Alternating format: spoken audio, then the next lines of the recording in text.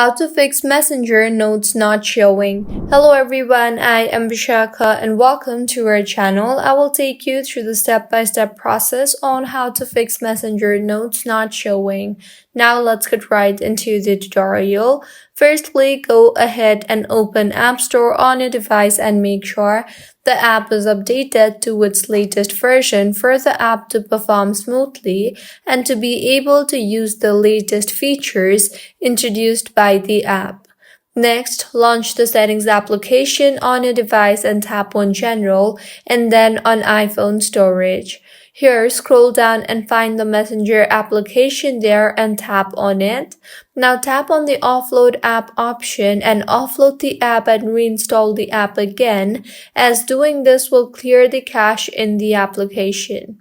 Doing this will also free up storage used by the app and will further fix the bugs in the app. Also, in Settings again, scroll down until you see the option for Messenger and tap on that.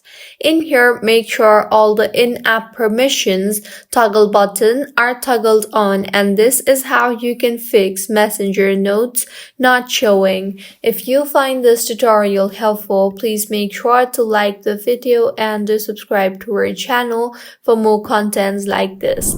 Thank you for staying with us until the end.